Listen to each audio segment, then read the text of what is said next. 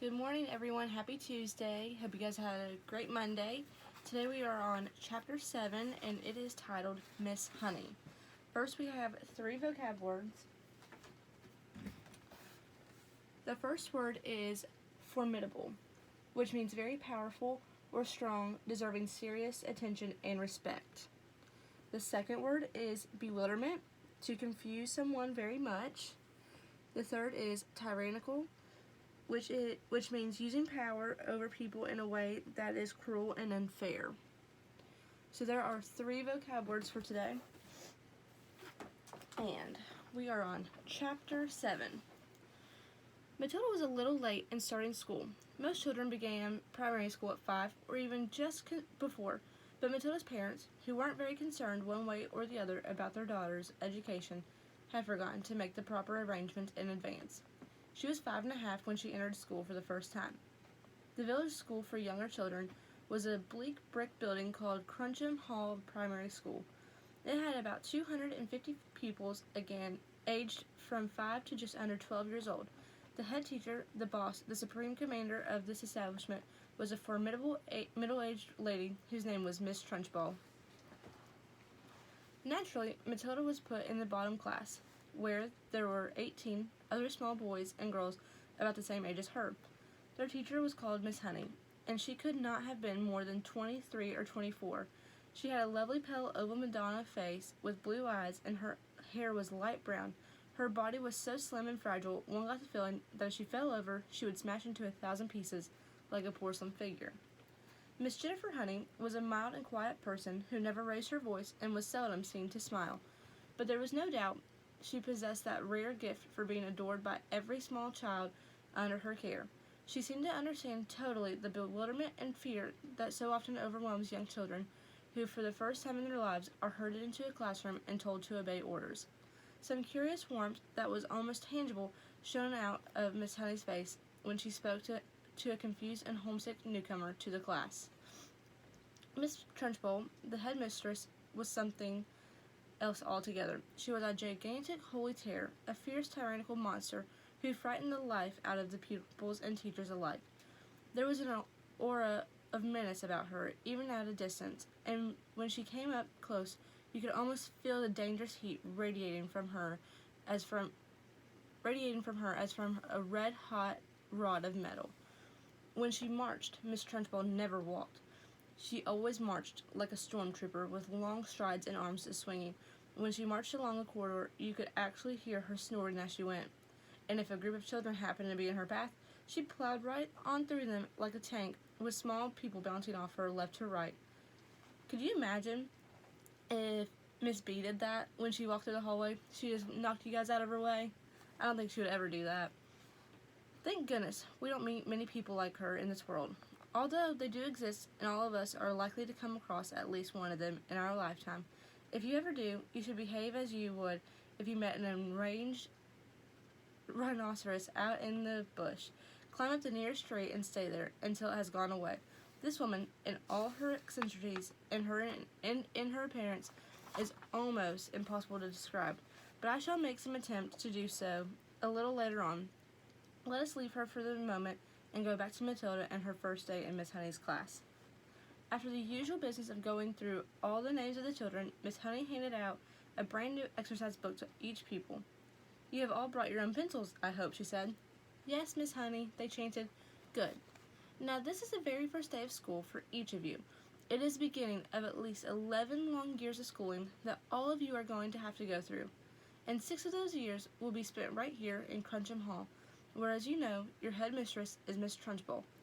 Let me, for your own good, tell you something about Miss Trunchbull.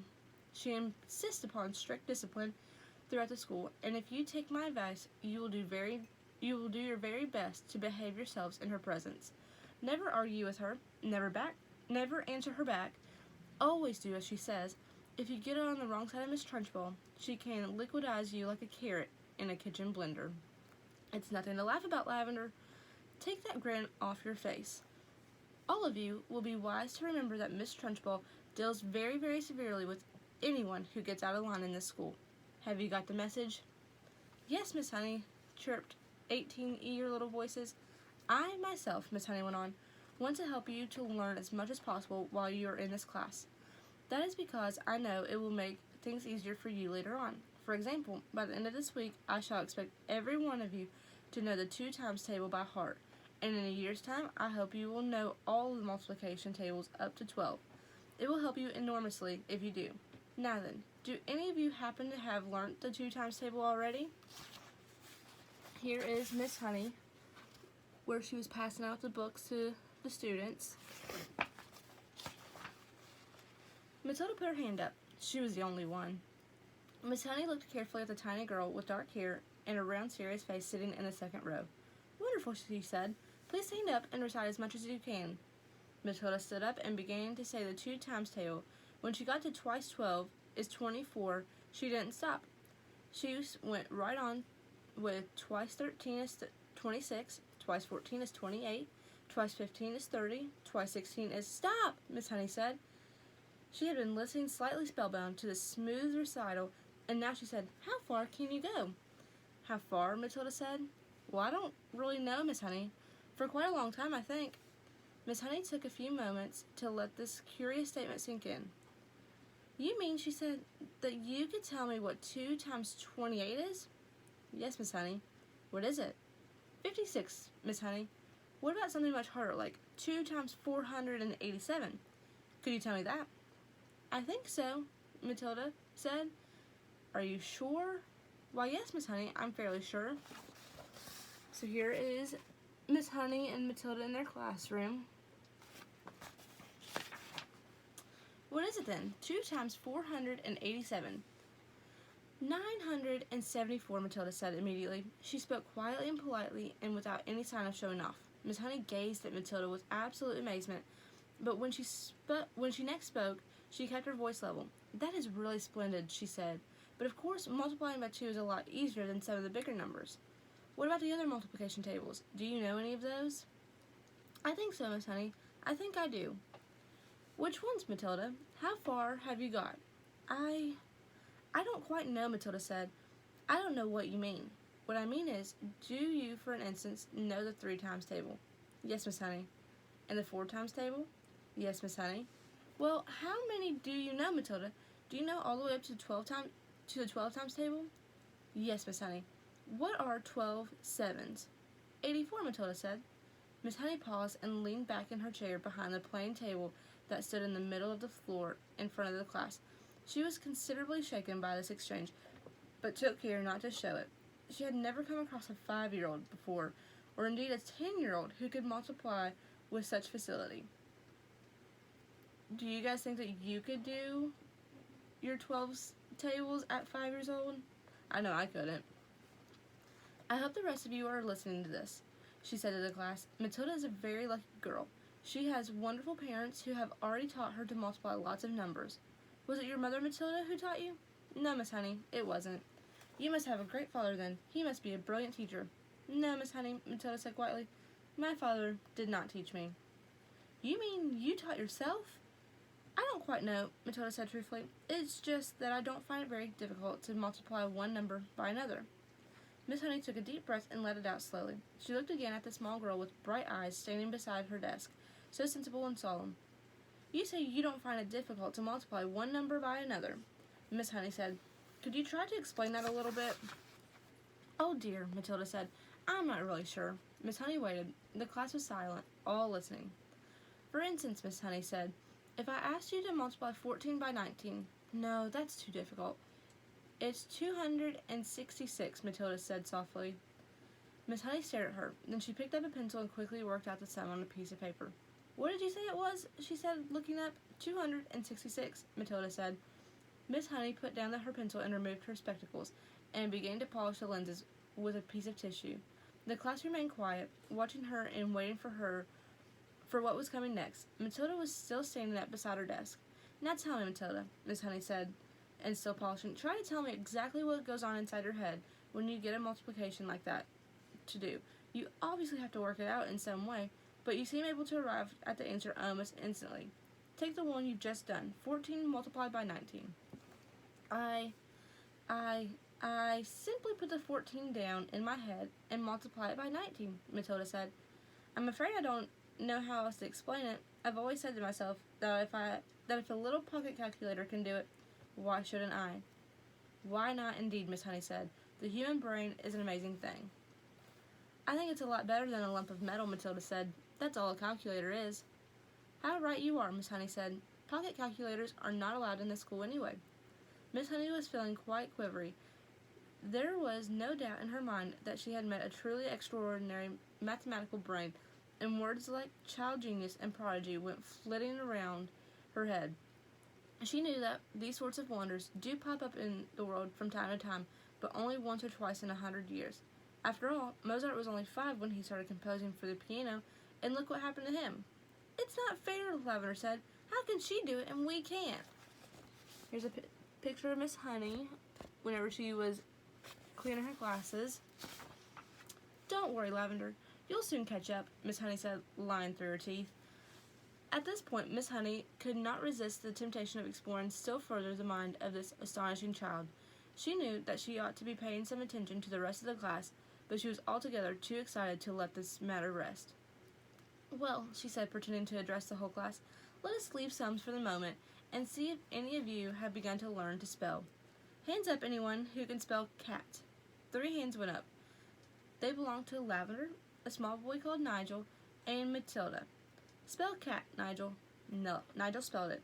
Miss Honey now decided to ask a question that normally she would not have dreamed of asking the class on its first day. I wonder, she said, whether any of you know how to spell cat, that have learned to spell cat, have learned how to read a whole group of words when they are strung together in a sentence. I have, Nigel said. So have I, Lavender said. Miss Honey went to the blackboard and wrote with her white chalk the sentence, I have already begun to learn how to read long sentences. She had purposely made it difficult, and she knew that there were precious few 5-year-olds around who would be able to manage it. Can you tell me what this says, Nigel? She said. That's too hard, Nigel said. Lavender, the first word is I, Lavender said.